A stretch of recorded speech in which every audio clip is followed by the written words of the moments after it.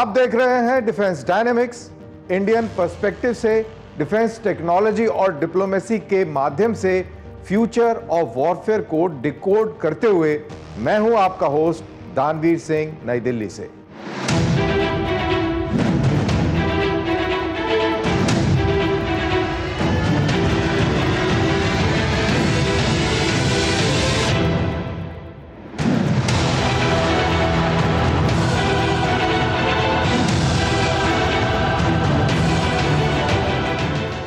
आज के इस एपिसोड में हम आपको बताएंगे HJT-36 Sitara trainer to fighter की दास्तान, द ग्रेट निकोबार प्रोजेक्ट का सामरिक महत्व, स्टार मिसाइल इंडिया का सुपरसोनिक टारगेट मिसाइल क्या है और फ्यूचरिस्टिक B-21 रेडर अमेरिका का छठी पीढ़ी का शक्तिशाली बॉम्बर क्यों कहा जा रहा है। लेकिन सबसे पहले देखते हैं डिफेंस की ग्लोबल हेडलाइंस।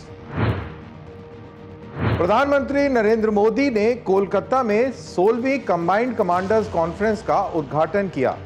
यह सम्मेलन हर 2 साल में एक बार होता है और आर्मी तथा सिविल लीडरशिप का सबसे बड़ा मंच है, जहां आने वाले समय की सैन्य तैयारियों की योजना बनाई जाती है।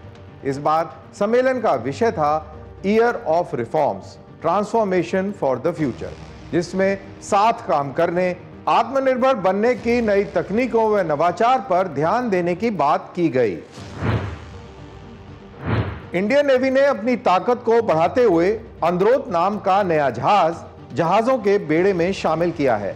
यह anti submarine warfare vessel Kolkata की GRSE कंपनी ने बनाया है और इसमें 80% से ज्यादा हिस्सेदारी देश में ही तैयार की गई है।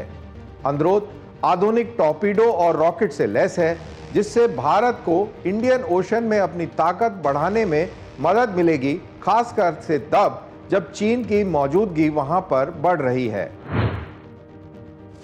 रक्षा मंत्री राजनाथ सिंह ने डिफेंस प्रोक्योरमेंट मैनुअल 2025 को मंजूरी दे दी है। इस नई नीति का उद्देश्य तेज और आसान खरीद प्रक्रिया को सुनिश्चित करना, उद्योग जगत के लिए प्रतिक्रियाओं को सरल बनाना और नवाचार को प्रोत्साहित करना है। साथ ही ये तीनों सेनाओं के बीच जॉइंटनेस पर विशेष जोर देती है, ताकि आधुनिक युद्ध की चुनौतियों का सामना करने के लिए भारतीय सेनाएं हर समय तैयार रहें। जापान अपनी एयर सेल्फ डिफेंस फोर्स की मौजूदगी विदेशों में बढ़ा रहा है। पहली बार उसके F-15 लड़ाकू विमान सिर्फ ब्रिटेन ही नहीं बल्कि कनाडा और जर्मनी भी जाएंगे। टोक्यो का कहना है कि यह कदम यूरो अटलांटिक और इंडो पैसिफिक रीजन्स के बीच बढ़ते सुरक्षा सहयोग को देखते लिया गया है। चेक रिपब्लिक ने जर्मनी के साथ leopard 2 alpha 8 main battle tanks के लिए बड़ा समझौता किया है। इस समझौते के तहत 44 टैंक्स 2028 से 2031 के बीच खरीदे जाएंगे और अतिरिक्त 14 टैंकों का विकल्प भी रखा गया है। यह डील, जिसकी कीमत 1.5 अरब $US से ज्यादा की है, जो जर्मन आर्मी के मानकों पर आधारित है और इसमें प्रोटेक्शन सिस्टम, ट्रेनिंग और लॉजिस्टिक सपोर्ट सिस्टम्स भी शामिल हैं।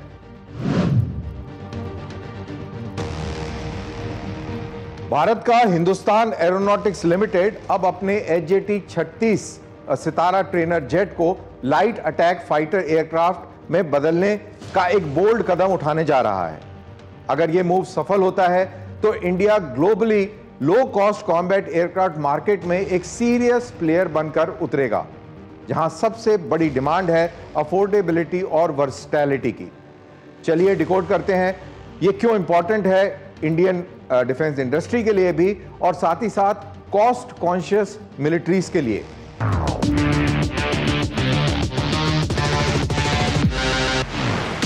HJT-36 सितारा, जो अब यशस के नाम से जाना जाता है, इसको ओरिजिनली इंडियन एयरफोर्स के लिए इंटरमीडिएट जेट ट्रेनर के तौर पर डिजाइन किया गया था। अब HAL इसको कॉम्बैट वेरिएंट में बदलने यानी यशस पर काम कर रही है, जिसमें हार्ड पॉइंट्स, मॉडर्न एवियोनिक्स और नए वेपन सिस्टम्स जोड़े जाएंगे। मॉडिफाइड यशस रॉकेट्स, बॉम्ब्स, गन पॉड्स और प्रिसीजन गाइडेड म्यूनिशंस कैरी करेंगे। ट्विन सीट कॉकपिट इसे लीड इन फाइटर ट्रेनर का रोल भी प्रदान करेगा, यानी ये एयरक्राफ्ट पायलट्स को फ्रंट लाइन जेट्स के लिए तैयार करने के साथ साथ कॉम्बैट मिशंस में भी काम आएगा। अफ्रीका, लैटिन अमेरिका और साउथ ईस्ट एशियन मुल्कों में डिफेंस बजट्स टाइट होते हैं। 20 से 30 बिलियन यूएस डॉलर्स से कम की कीमत वाले एयरक्राफ्ट्स की डिमांड बहुत ज्यादा है। HAL को उम्मीद है कि यशस यहां कंपीट कर सकेगा सुपर टुकानो, चेक L-39NG और कोरिया का FA-50 जैसे जेट्स के साथ। भारत के लिए यह प्रोजेक्ट एक बड़ा कदम है डिफेंस एक्सपोर्ट्स की तरफ। पहले ही तेजस जेट्स, ध्रुव हेलीकॉप्टर और ब्रह्मोस मिसाइल्स ग्लोबल मार्केट में जगह बना चुकी हैं। यशस की सफलता इस लिस्ट को और मजबूत करेगा। इंडियन एयरफोर्स के लिए भी यशस अपनी यूटिलिटी साबित कर सकता है, जैसे border patrols, counter insurgency operations और युद्ध के मैदान में क्लोज एयर सपोर्ट रोल में। इससे रफाल और Su-30 MKI जैसे हाई एंड फाइटर्स को स्ट्रेटेजिक मिशंस के लिए फ्री किया जा सकेगा। इसके साथ चुनौतियां भी कम नहीं हैं, जैसे इंजन थ्रस्ट की limitations, highly contested air space में सर्वाइवेबिलिटी और टफ ग्लोबल सर्टिफिकेशन स्टैंडर्ड्स। यशस प्रोजेक्ट की पिछली डिलेज भी HAL के टाइमलाइन पर सवाल खड़े कर रही है। HAL का यह विजन साफ दिखाता है कि इंडिया अब सिर्फ यूजर नहीं बल्कि इनोवेटर भी है। अगर सितारा प्रोजेक्ट सफल होता है तो इंडिया को ग्लोबल बजट फाइटर मार्केट में एक अलग पहचान मिलेगी।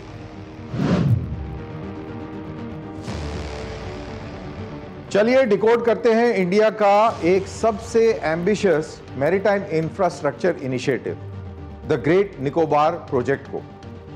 एक ऐसा प्रोजेक्ट जो इकोनॉमी, सिक्योरिटी और स्ट्रेटेजी को जोड़ता है। दुनिया के सबसे पिविटल चोक पॉइंट यानी स्ट्रेट ऑफ मलक्का पर मौजूद है। हर साल करीब 60,000 समुद्री जहाज मलक्का स्ट्रेट से गुजरते हैं, जिनके जरिए 3.5 ट्रिलियन यूएस डॉलर का ट्रेड होता है। यह एक संकीर्ण पैसेज है, नैरो पैसेज है, जहां से ग्लोबल कॉमर्स की धड़कन गुजरती है और इसे ओवरलुक करता है इंडिया का पहला बड़ा outpost, the great Nicobar island. Galathea bay पर इंडिया बना रहा है एक मैसिव ट्रांसशिपमेंट हब, जिसे कोलंबो और सिंगापुर जैसे पोर्ट्स पर डिपेंडेंसी को कम कर दिया जाएगा। चीन की मौजूदगी समुद्री पानी में बहुत बड़ी चुनौती है। म्यांमार के ग्रेट कोको आइलैंड, जो भारतीय सीमा से सिर्फ 50 किलोमीटर की दूरी पर है, वहां पर चीन का एक इंटेलिजेंस हब है। साथ ही बीजिंग के बेल्ट एंड रोड इनिशिएटिव वाले बंदरगाह इंडो पैसिफिक में फैले हुए हैं। ऐसे में ग्रेट निकोबार पर नेवल, एयर और सर्विलेंस इंफ्रास्ट्रक्चर बनाकर भारत ये संदेश देता है कि ये सिर्फ कॉमर्स नहीं, डेटरेंस और रेजिलियंस भी है, और ये क्वाड कोऑपरेशन व इंडो पैसिफिक इकोनॉमिक फ्रेमवर्क से सीधा जुड़ता है। भारत सरकार का 72,000 करोड़ रुपए का ब्लूप्रिंट कॉमर्स और कॉम्बैट रेडीनेस दोनों को मजबूत करता है। इस रकम से गलाशिया बे में एक ट्रांसशिपमेंट कंटेनर पोर्ट, कैंपल बे में डुअल यूज एयरपोर्ट तथा जेटीज, शिपयार्ड्स और लॉजिस्टिक हब्स बनाए जाएंगे। साथ ही साथ इंडियन नेवी का INS बाज और INS कोहासा में विस्तार होगा। मलक्का स्ट्रेट यानी मलक्का जल डमरू मध्य काफी भीड़ भाड़ का इलाका है। यहाँ पर पायरेसी, जहाजों में आपस में टकराना और कई अन्य प्रकार की इमरजेंसी जैसे रिस्क काफी अधिक हैं।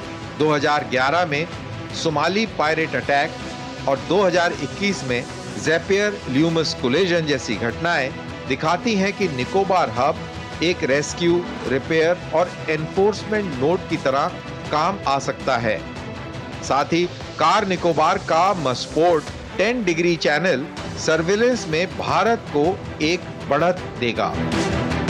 निकोबार आइलैंड इंडिजिनस ट्राइब जैसे शोम्पेन, जवारास का घर है। इन्हें Andaman and Nicobar protection of aboriginal tribes regulation 1956 के तहत सेफगार्ड किया गया है। अथॉरिटीज का कहना है कि ये डेवलपमेंट कल्चरल ऑटोनॉमी को कॉम्प्रोमाइज किए बिना आगे बढ़ेगा और इकोलॉजी सेफगार्ड किसी भी हालत में नॉन नेगोशिएबल रहेंगे। ये एक फ्रेजाइल बायोडाइवर्सिटी हॉटस्पॉट है और बैरन आइलैंड वॉल्केनो के बेहद करीब। निकोबार ट्रांसशिपमेंट हब इंडिया की फॉरेन पोर्ट्स पर डिपेंडेंसी को कम करके एक्सपोर्ट कॉस्ट और ट्रांजिट टाइम को घटाएगा। म्यांमार, थाईलैंड, मलेशिया, श्रीलंका जैसे देशों की नज़दीकी इसे एक रीजनल गेटवे बना देगी। टूरिज्म, लॉजिस्टिक्स और शिप रिपेयर इंडस्ट्रीज इस आइसोलेटेड रीजन को इकोनॉमिक ग्रोथ इंजन में बदल सकती है। The great Nicobar project geography को फ्यूजन यानी कमर्शियल पावर, मिलिट्री स्ट्रेंथ और जियो इकोनॉमिक्स में बदलने का प्रयास है। Choke point control, trade capacity boost और डेटरेंस को मजबूत करके इंडिया निकोबार को इंडो पैसिफिक स्ट्रेटेजी का गेम चेंजर बना रहा है। भारत की सुरक्षा सेनाओं को आसमान में एक नया कोच मिलने जा रहा है, star, the supersonic target missile. एक ऐसा सिस्टम जो दुश्मन की मिसाइल अटैक को मिमिक करेगा, इंटरसेप्शन स्किल्स को चैलेंज करेगा, यानी हमारी इंटरसेप्शन स्किल्स को चैलेंज करेगा और हमारी मिसाइल्स की मास्टरी की ओर एक ये बहुत मजबूत कदम है।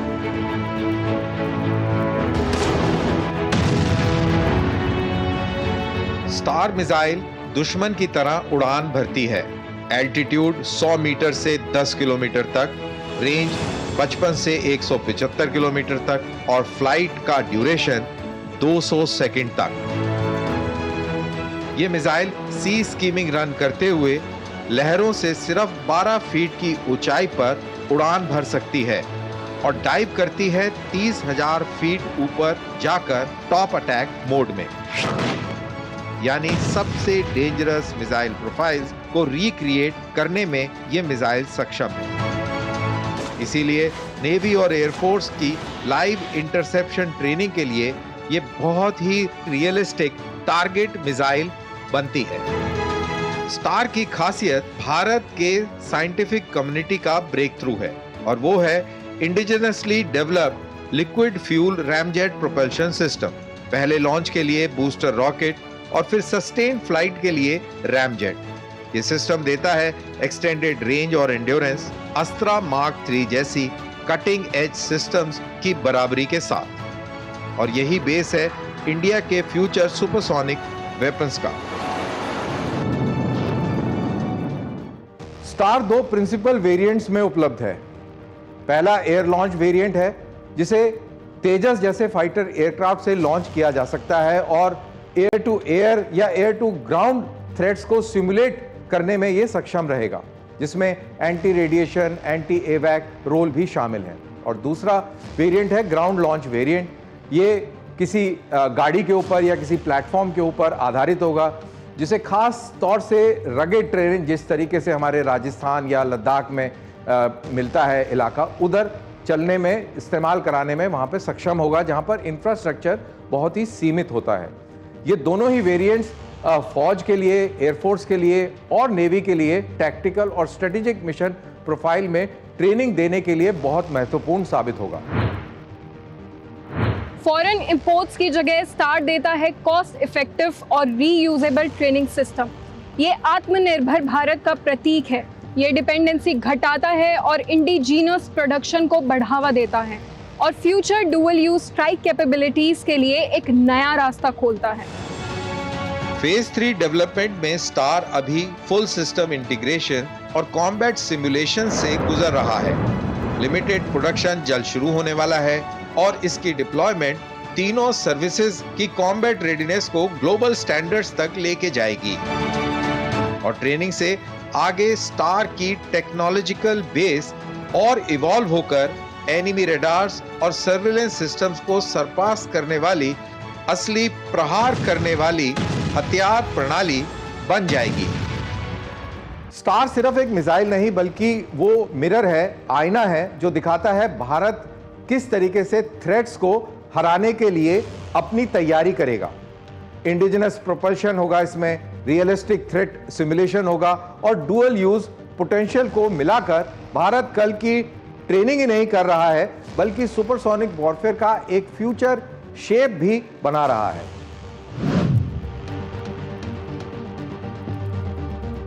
यूएस एयर पावर को मिला है एक नया milestone. B-21 raider stealth bomber दुनिया का पहला 6ठी जनरेशन का एक बम वर्षक विमान है। अब अपने डिसाइसिव फेज में है और यह सिर्फ एक उड़ान ही नहीं बल्कि आने वाले दशकों के लिए स्ट्रेटेजिक डिफरेंस और ग्लोबल स्ट्राइक को रीडिफाइन करने वाला एक कदम है।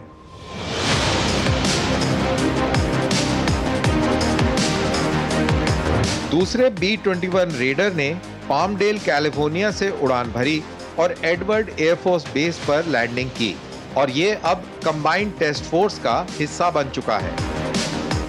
दोनों जहाज उड़ान भर रहे हैं और यूनाइटेड स्टेट्स एयरफोर्स के ट्रायल्स का हिस्सा है। ये ट्रायल्स अब एक्सपैंड करी जा रही है जिसमें सेंसर फ्यूजन, स्टेल्थ सिग्नेचर्स और वेपन इंटीग्रेशन तथा डेटा लिंक रेजिलियंस को पीर एडवर्सरी थ्रेट्स की तरह टेस्ट किया जा रहा है।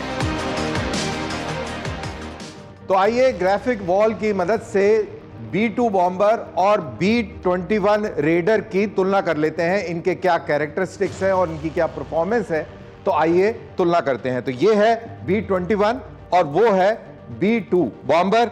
दोनों के दोनों को चलाने के लिए क्रू 2 पायलट्स का होता है, यानी 2 पायलट्स B-21 को चलाते हैं और 2 पायलट्स ही B-2 बॉम्बर का संचालन करते हैं। अगर इनका खाली वजन देखा जाए तो B-21 तकरीबन 32,000 केजी के आसपास है, 31,751 केजी, और B-2 बॉम्बर तकरीबन 72,000 केजी का वजन है इस पर्टिकुलर जहाज का। तो दोनों के अंदर वेट का बहुत बड़ा डिफरेंस है। अगर इनकी अधिकतम टेक ऑफ वजन की बात करें, यानी कि पेलोड के साथ वजन की बात करें, तो B-21 अधिकतम तकरीबन 81 से 82,000 किलो का हो जाता है और B-2 बॉम्बर 1,70,800 केजीज का हो जाता है। तो इतना वजन हो जाता है जब इसके ऊपर ऑर्डिनेंस लोड हो जाता है। तो इसके अगर पावर प्लांट की बात करें इन्हें दोनों जहाजों की, तो B-21 के अंदर 2 प्रैट एंड विटनी के बगैर आफ्टर बर्नर के इंजन लगे हुए हैं और B-2 बॉम्बर के अंदर 4 जनरल इलेक्ट्रिक्स के टर्बोफैन है without after burner. After burner के साथ में फ्यूल कंजम्पशन ज्यादा होता है और विदाउट आफ्टर बर्नर उसकी माइलेज जो है, जिसको आम भाषा में बोलेंगे, तो वो काफी बढ़ जाती है। अगर इनकी थ्रस्ट की बात करें, यानी कि कितनी ऊर्जा पैदा होती है इन इंजन्स के माध्यम से, तो B-21 का एक इंजन 120 किलो न्यूटन की थ्रस्ट पैदा करता है और वहीं B-2 बॉम्बर का एक इंजन 77 किलो न्यूटन की ऊर्जा पैदा करता है। एक बार फिर ये दोहरा देता हूं कि B-2 बॉम्बर के पास 4 इस किस्म के इंजन हैं और B-21 के पास 2 इस किस्म के बॉम्बर हैं जो 120 किलो न्यूटन की थ्रस्ट पैदा करते हैं। तो आइए इन दोनों जहाजों की परफॉर्मेंस की तुलना कर लेते हैं। अगर इनकी स्पीड की बात करी जाए तो समुद्री सतह पर B-21 की मैक्सिमम स्पीड माक 0.8 की होती है और वहीं B-2 बॉम्बर की समुद्री सतह पर माक 0.95 की होती है। तकरीबन दोनों की स्पीड बराबर है। अगर इनकी बात करी जाए इनकी सर्विस सीलिंग की, यानी कि ये ऊपर कितनी ऊंचाई तक उड़ सकते हैं, तो B-21 रेडर 50,000 फुट की ऊंचाई पर उड़ सकता है और B-2 बॉम्बर भी 50,000 फुट की ऊंचाई पर उड़ सकता है, यानी 15,000 मीटर, यानी कि जमीन की सतह से 15 किलोमीटर ऊपर ये परवाज भर सकते हैं। अब बात करते हैं इन जहाजों के ऊपर किस तरीके के आर्मामेंट लगे हैं। तो सबसे पहला जो बड़ा डिफरेंस दोनों जहाजों के अंदर यह है कि B-21 रेडर के अंदर सिर्फ एक आर्मामेंट बे है, यानी कि एक ही ऐसा बे है जिसके अंदर हथियार लगाए जा सकते हैं। और वहीं B2 के अंदर 2 आर्मामेंट बे हैं, यानी कि B2 के अंदर ज्यादा हथियार रखे जा सकते हैं।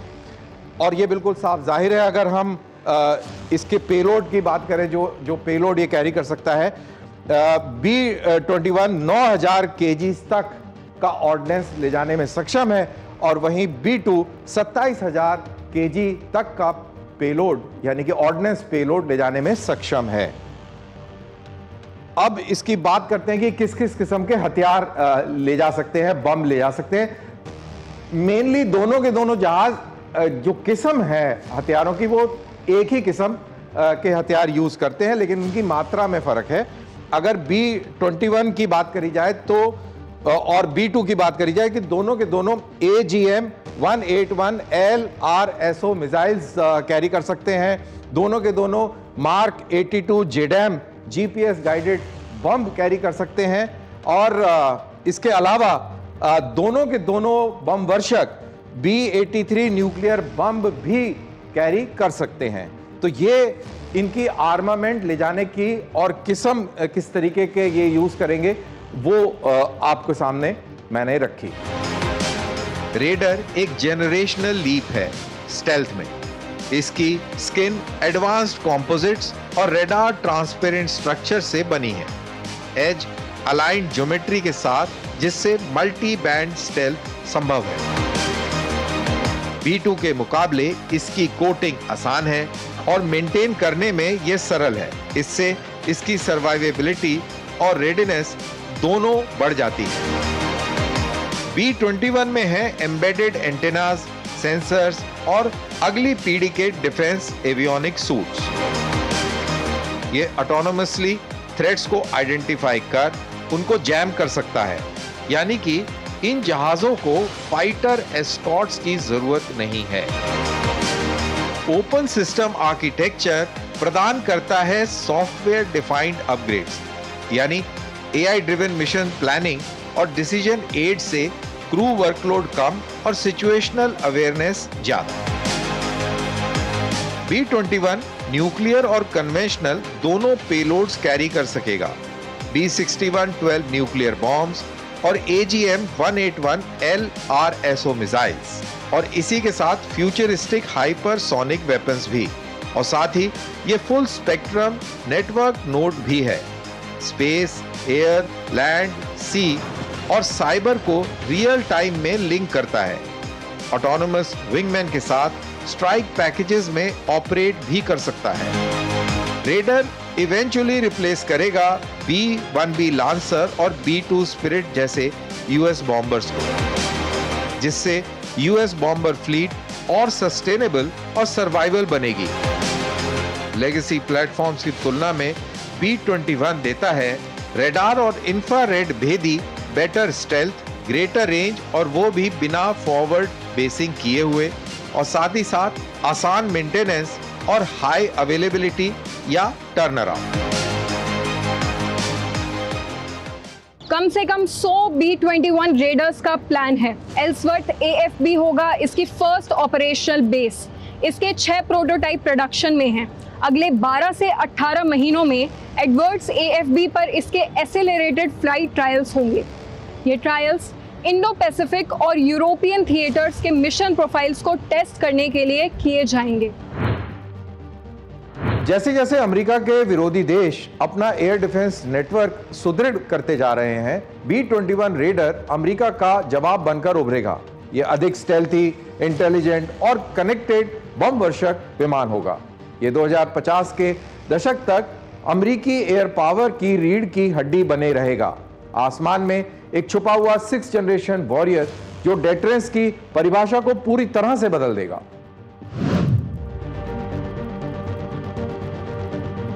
भारत की स्टार मिसाइल और अमेरिका का B-21 रेडर, ये दोनों मिलकर एयर पावर एवोल्यूशन के विकास का नया दौर शुरू कर रहे हैं। स्टार सिर्फ एक ट्रेनिंग टूल नहीं है, ये दुश्मन के सुपरसोनिक थ्रेट्स की एजिलिटी को मिरर करता है, जिससे इंडिया को मिलती है एक सेल्फ रिलायंट कॉम्बैट एज। और वहीं B-21 रेडर रिप्रेजेंट करता है 6th जनरेशन स्टेल्थ और नेटवर्क स्ट्राइक, वो भी कंटेस्टेड स्काइज में, जो अमेरिका का डेटरेंस रीशेप करने के लिए पर्याप्त है। ये दोनों कहानियां दिखाती हैं कि ग्लोबल रेस अब स्पीड, स्टेल्थ और अडेप्टेबिलिटी पर है।